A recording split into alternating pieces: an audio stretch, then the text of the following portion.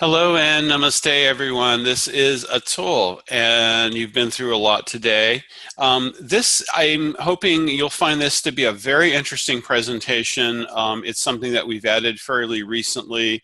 We realized that we wanted to cover some of the theory behind Ayurvedic cooking. I mean, we've offered a lot of recipes. We have so many recipe videos and how-tos and things like that. But we want to cover a little bit of the theory and the practice behind Ayurvedic cooking, because really we want this to become a part of lifestyle. And it's also something that you want to try to get your clients to adopt. So what are some of the goals of cooking? So Ayurvedic cooking always considers the pran. And to maximize pran, to get the most vitality out of everything, we want fresh and local. Fresh as possible, local as possible. The ingredients and their composition, we always consider according to the Pancha Mahabhuta. The primary Mahabhuta may be space, air, fire, water, or earth, or it may be a combination. For example, spinach is an ingredient that is, spinach and kale is a mix of air and space. It is vata in nature. And that's also why it goes well along with potatoes, which are very earthy in nature. So in Ayurvedic nutrition, we look at the dosha-specific rasas within the 6 rasas. The fire Mahabhuta will be good for vata and kapha. Earth element will be balancing for vata, etc. These are all things that we look at. And Ayurvedic nutrition also looks at the gunas, especially gunas like dense, light, heavy, gross, stable. These are critical factors. Western nutrition is very ingredient focused. It's all about, you have your nutrition label, and here we've got our Ayurvedic nutrition label. Like if we were going to make an Ayurvedic nutrition facts label, that's what we would want to do. What are the properties? What are the primary Mahabhutas for something? This is also the little yellow information tag on the top right. That would be really useful information for us to have on everything that we get. Western nutrition, again, it's very ingredient focused. So there is there's a process that was used when people were first trying to come up with calories for things back in the 40s and 50s. They would basically do a process where they would measure the ingredients in food, and then they would feed it to people, and then they would take their the waste, their stool, and they would measure what was left of those ingredients, and they would calculate the difference as here's how much calories were absorbed. Now, on the surface of it, that's a scientific process. It's very sensible. It makes sense. But how many calories I get from something may not be the same as what you get, because it may vary based on my prakriti, based on your prakriti, based on my vikriti, and also based on what's my how well I'm able to digest that particular thing, or how that was prepared. Western nutrition does not take that into account. So what's in the ingredients is not necessarily what the body digests and absorbs. Okay, so that's, the basic stuff. You know that. Okay. Whoop. There we go.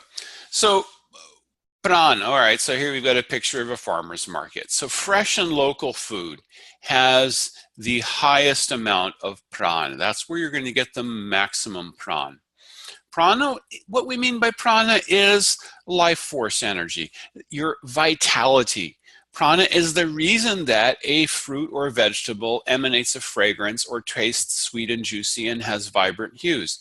I don't know if you are familiar with the way that produce in the US, the farming of produce evolved over time. And I'm talking about mostly over decades, because I remember when I was a kid what bell peppers tasted like, and then gradually they became less tasty. It was more, they were bigger, but less tasty. And then, of course, organic farming and local farming came about, and suddenly things weren't being grown on a big commercial scale. If you could get things that were local, then it's, wow, this was organically grown, or I grew this in my garden. It tastes so much better. Why is that? Because there's more vitality, there is more prana in something that has been grown naturally in the soil using natural fertilizer. I learned about this, when I studied organic farming. One of the main principles is that commercial farming does a lot of putting nutrients directly in the soil, because after World War II, there was a lot of surplus from the oil industry, and they could make all these chemicals out of crude oil. And they said, let's put the nitrogen, potassium, phosphorus directly in the soil in the proportions that plants want. And wow, we're getting amazing results, bigger, faster, more of everything. But what was happening is you are short-circuiting this complex ecosystem of bacteria that live in the rhizomes and in the root, the hair-like root structures, which are like the cilia in our intestines. And again, what's happening? Less prana. You're getting more volume and less prana. Okay, so this is my point. And certain types of food have more prana, and the way things are grown, that will have more prana. There's also a tendency, many people are doing like a slow growing tomatoes, because commercial tomato growing is all about how fast you can do it. So you're basically getting kind of like a red bag full of a watery tomato-like substance. And when you can grow them more slowly, there's more flavor. You just compare an organically grown heirloom tomato to a commercially grown tomato. There is no comparison. And there are some types of food that have little or no prana, so we want to avoid those. So, okay, a little digression there on organic produce, but you get the idea. So what are the goals of Ayurvedic cooking? You want to select your ingredients appropriately for the time and the season. Hyperlocal is best. And for the individuals, so when you are cooking for kapha individuals, you might, want to stick with things that are more kapha friendly. You want to cook fresh and eat soon after eating. It's very hard to emphasize this enough. As hard as it is to do this in today's workaday world, I don't even have 5 minutes free to eat my lunch. I'm going to eat standing up at my desk so I can get right back to work. Because work is everything. I got to get to work and do more work. Blah, blah, blah, blah. It's crazy. We don't have time to stop, have a fresh cooked meal, eat it as soon as it's been cooked, and then sit and talk for a little bit, be very relaxed, not think about work, have a chance to digest. Who gets a chance to do that? Sorry, not nearly enough. Number 3, cook consciously and hygienically. Again, not something that we can emphasize enough. Conscious cooking is important. Why?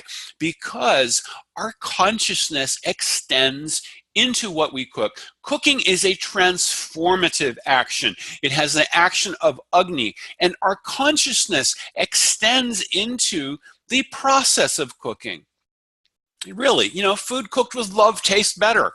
Tell me someone who's going to argue with that. Number 4, you want to produce appealing taste and aroma. This is the first step toward primary digestion. If something smells nice and it looks nice, what happens? Your mouth waters. You start to feel something. Your stomach starts to rumble, because why?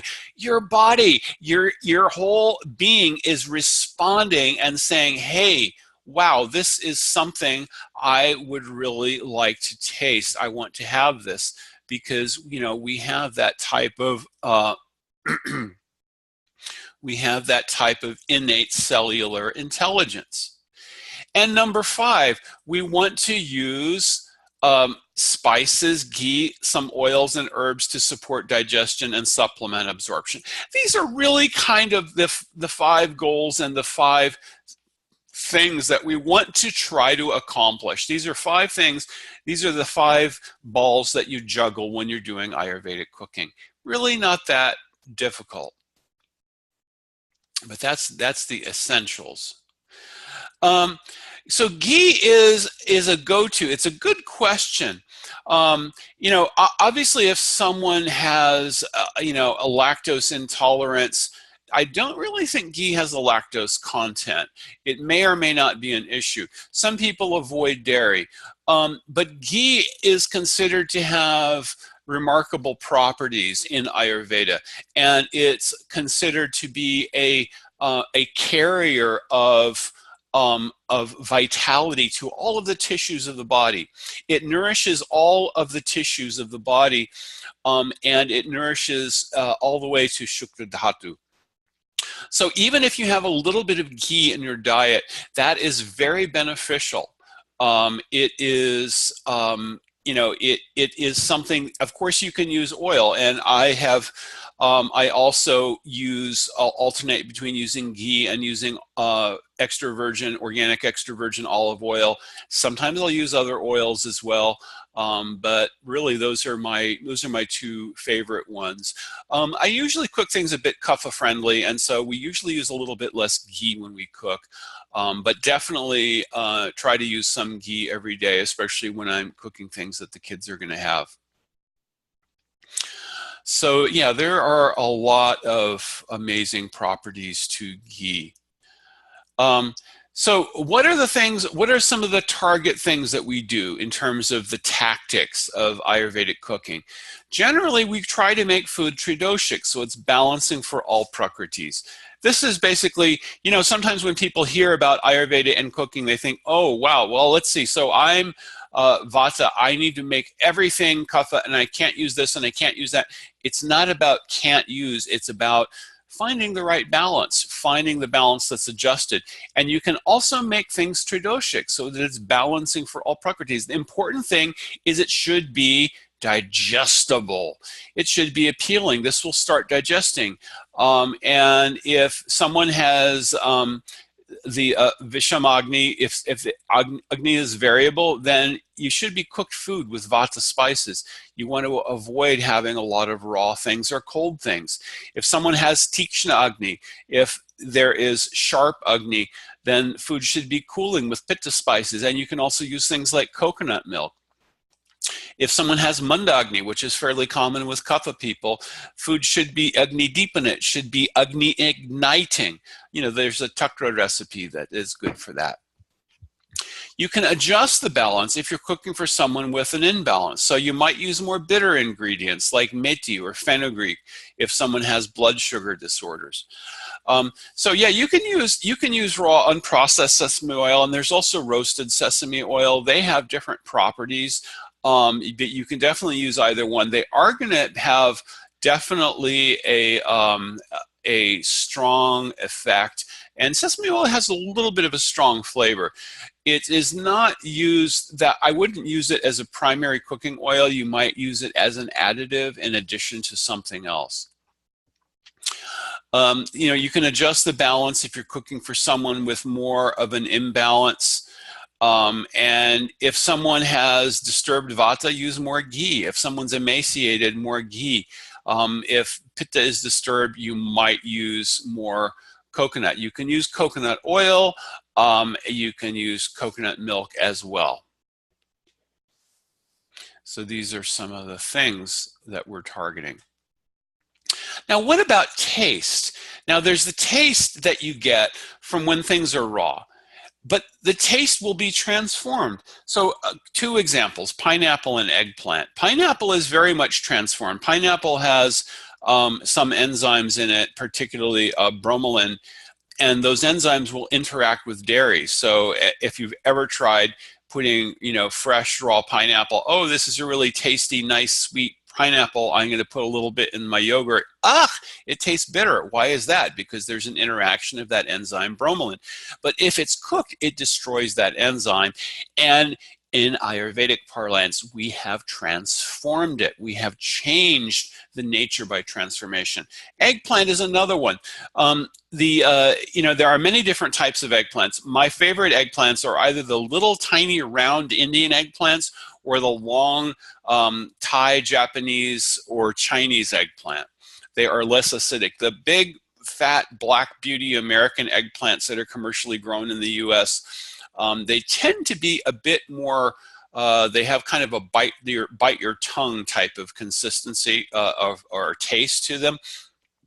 The secret, though, is that we always overcook eggplant. It needs a lot of cooking. It needs a lot of Agni to transform. You can get them grown locally. Yeah, they'll do well growing in the summertime, and you can get locally grown Chinese eggplant also. Depends on where you are. Eggplant's actually fairly easy to grow as long as you have a decent amount of sun. Cooking is usually fairly light, but there are some things that require more. I just mentioned eggplant. Dal is one thing. We'll often use a pressure cooker to cook dal. And dal also likes to be soaked first. Potatoes, they need a little bit more cooking. And there's also techniques, and some of the techniques will also affect the transformation. So stir frying with a lid versus pan roasting, baking, or boiling. They're all different things. So for example, today I made some mashed potatoes because we do a partial fast on Ekadashi days. And I boiled whole potatoes. And I took golden potatoes and I boiled them whole, and then I let them cool down after draining off the water, and I removed the peel and mashed them up. And that's a different way. They come out differently than if I had baked them or just pan roasted them with a lid and oil. So these are all things that have an effect, all these different techniques. And of course, there are many more techniques that are not even listed here. But these all affect the transformation of the taste. Some of those useful cooking techniques, stir fry, heat your ghee or oil, add spices, add veggies, cook gently with lid until cooked. This is a pretty simple and basic formula, and we've got some materials and some videos on the basic technique there. You generally don't add the powdered spices before adding the veggies. You'll add your whole spices in the hot oil or ghee, and then add the veggies, and then you add your powdered spices, and you just cook gently with the lid until cooked.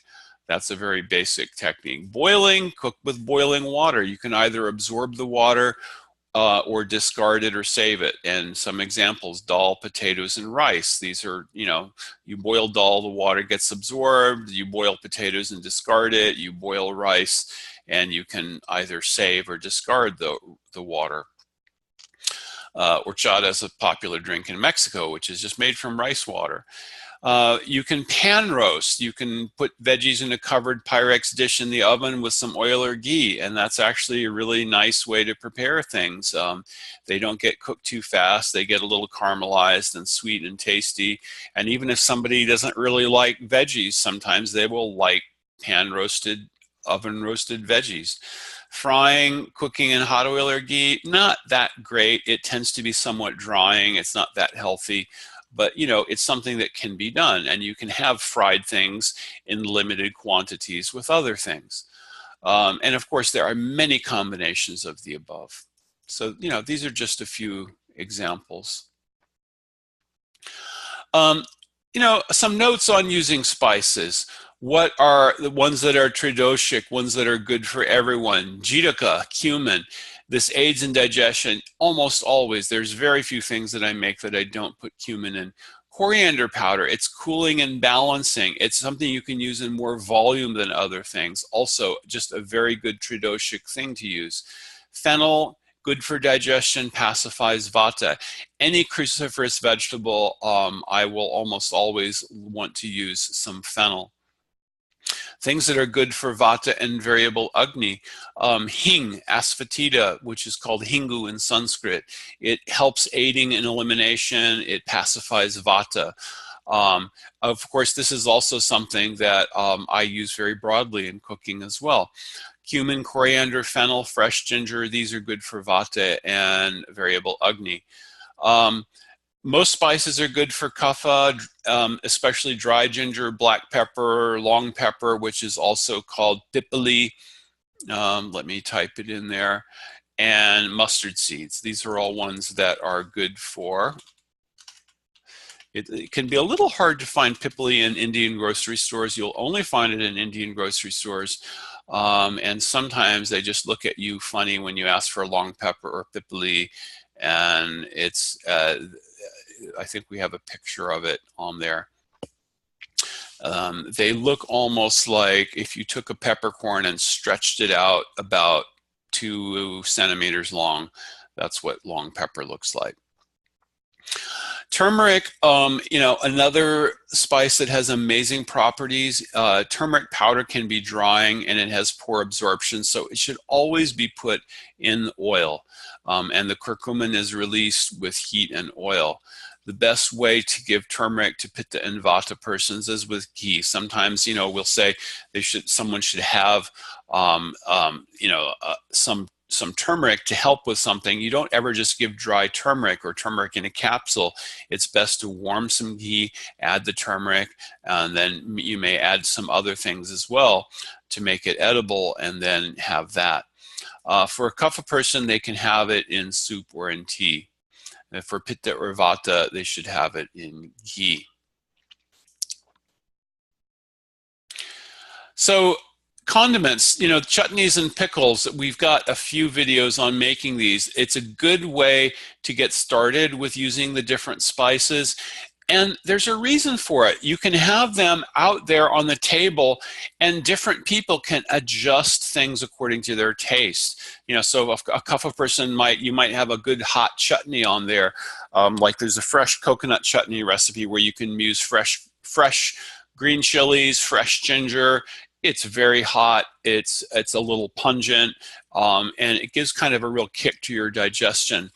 It also has coconut in it, which makes it somewhat balancing for Pitta. So Pitta person might normally not have a lot of that. When I was younger and I was more Pitta than Pitta Kapha as I am now, I could go through a lot of that fresh coconut chutney. And it really, it sat well with me. I had very good, very strong digestion. Salt and cut pieces of lemon are condiments that are also traditionally sometimes served on the side. Again, it allows you to adjust things according to your taste. And some condiments can be salty because they serve the purpose of adding multiple transformations. It can be salty, hot, pungent, astringent, and bitter all at the same time. Some examples might be amla pickle. Again, something that you can get in Indian groceries. Amla is sour, astringent, and the pickle adds a lot of salt. It adds the pungency of mustard oil. And it's a very intense combination, but I really like that. My other favorite pickle is green mango pickle. Those are my preferences. Those are things that I like. Lemon pickle also is another one, and lemon pickle is actually easy to make at home. So, condiments serve that purpose of allowing, I'm going to make things that are tridoshic, and then the different people that I have sitting around and having the same food, they can adjust on their plate according to their taste. And that's a very useful feature of these things. Now, another thing I have to mention is salt. Salt is such an important thing. What's the appropriate use of it? Food should never taste salty. Okay, but salt is a taste enabler. If things are bland and tasteless, a little more salt may be needed. Now, when I say salt, I'm talking about my favorite. I like to just use sea salt. Just natural sea salt works fine for me. You can get salt from other sources. For example, soy sauce is fermented and it is salty. There are many different sources that you can get salt from, but in general, Himalayan pink salt, for example, there's purple salt, there's black salt, which is actually a mixture of sodium chloride and sodium sulfate. It is naturally occurring from volcanic sources. And you don't usually use that as a substitute for salt. You use it in addition to regular salt in small quantities. Generally, the formula I use, 2 tablespoons, which is about 30 ml maximum of salt per gallon, which is about 3.8 liters of finished product, or 1 teaspoon, 5 milliliters per cup of uncooked rice, which is just a little less than 1/4 of a liter, or 1/2 teaspoon per cup of unmixed wheat flour if you're making a dough. So these are just general things. I learned this fairly early on in cooking. It is important, just appropriately use salt. You don't want to overdo it so that things taste salty. So there's some recipes. This is an Ayurvedic stir fry. So I've used fenugreek leaves, which are methi leaves. Again, fenugreek leaves, you can either grow them yourself or you can get them in Indian grocery. Spinach, coriander leaves, and red potatoes cooked in ghee.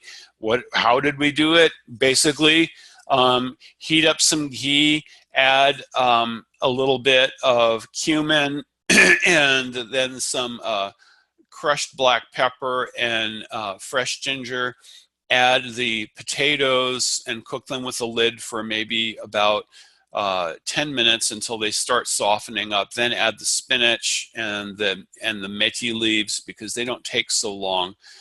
Chopped spinach and methi leaves, and the coriander goes at the very end. Also at the end, when you see the final quantity, is when you can put yes, coriander leaves are cilantro. They are sometimes called cilantro, cilantrillo, coriander leaves, Chinese parsley, dhania. Those are all names from different cultures for the coriander leaves, but they're amazing. They're really great, and we love to use them in Ayurvedic cooking. You generally want to add them at the end, kind of as a garnish. Takra. So Ayurvedic buttermilk is made by mixing 1 part yogurt with 3 parts water, blend it together, add some roasted cumin, black pepper, and optionally some pipali or long pepper. This is good for mandagni and bloating and malabsorption, and you can have that 15 minutes after a meal. So notice there's no sugar. It's not a sweet lassi. It is a digestive drink. How do you roast cumin? The simple way to roast cumin is you take an iron skillet, you put some cumin seeds on it and heat it, and you have to really watch when those kind of grayish colored cumin seeds start to turn brown and crackle a little bit. That's when you want to take them and dump them into your mortar and start grinding them up. No, you do not roast cumin seeds with oil, because what you're going to do is you're roasting them and then you're going to powder them. You're going to take those dry roasted cumin seeds and put them in your grinding mortar right away and grind them up in your mortar and pestle. It's going to have it's a very exquisite roasty aroma, and you can buy ready-made cumin powder, but you can't roast it. You need to use fresh whole cumin seeds, and you roast them and then you grind it up right away, and that's what you use for this takra. Okay. Cranberry chutney. Okay, let's see. So this was all right, well, I'll just describe these very briefly. So cranberry chutney, heated up a little ghee. I put some cumin seeds in the ghee. I added a lot of crushed black pepper and some fresh ginger. And then I added the cranberries. I added a little water. I simmered it until the cranberries got cooked. I added some raw sugar toward the end, a pinch of salt, and a little bit of ground fresh green cardamom. The technique with cardamom, I always recommend getting whole green cardamom pods, and you open them with your with your fingers, and you grind the little black seeds inside in the mortar and pestle. Always want to grind it up fresh. Cardamom is one of these very miraculous spices. It has a lot of amazing properties. It's a taste enabler. It is good for your blood. It helps with digestion. It's good for absorption. It's good for digesting dairy in particular. So the tradition in India is when people serve milk, they'll always put a little bit of fresh cardamom in it. Now, sometimes people are lazy and they'll use powdered cardamom.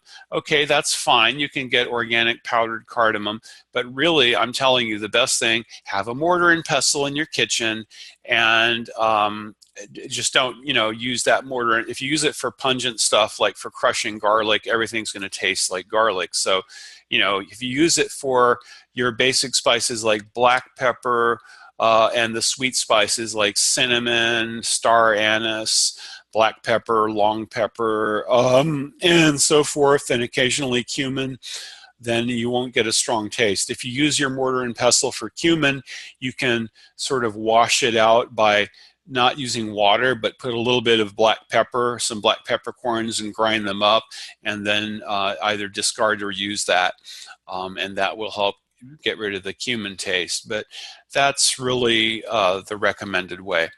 So, again, it's a nice chutney. It's a nice holiday tradition thing. People like cranberry sauce, and this is like a cranberry sauce that's digestive. Cranberries have properties. They are astringent. They are tart. And you're adding a little bit of sweetness. You're adding some hotness to it as well. And so this also has... And you can use the sweetening, you can actually use a very small amount of raw sugar for this because you don't have to make it really sweet. I mean, it's an American thing to like things to be super sweet.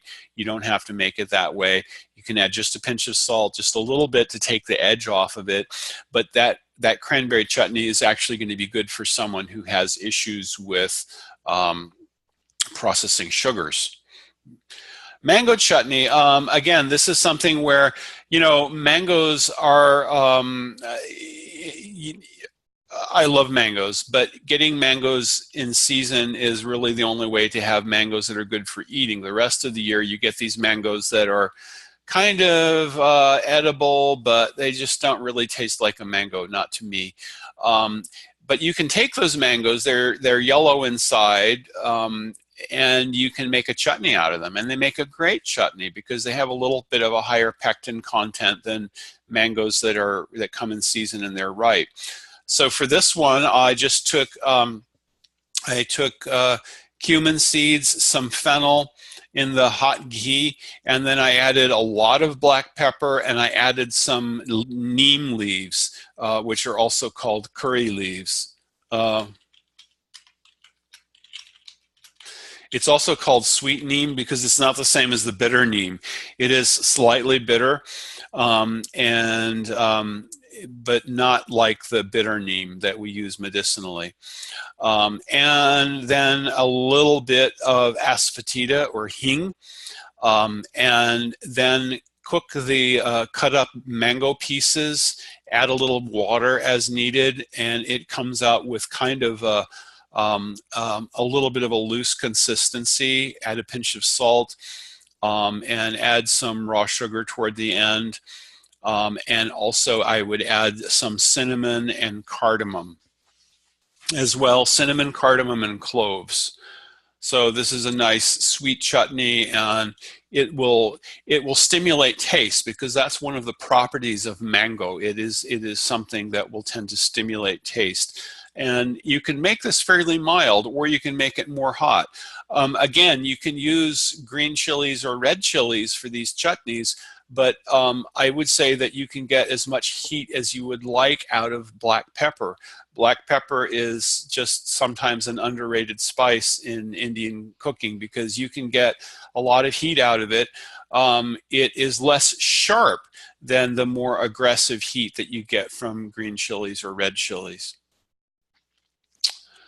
So that's it, basically. So I hope you have found this very interesting. And this is just trying to put together some of the theoretical parts with the practical application of Ayurvedic cooking. So any questions at this point? Again, I encourage you, we do have a lot of cooking videos. I have, I have you know, mixed feelings about sometimes, you know, just going through and playing the video, because I can add a little bit of commentary, but not a whole lot. I think it would be better if you pick out recipes that you find interesting, watch the videos, and ask questions about it on the forums. So, okay, I'm going to just check and see what else we have on the agenda for today.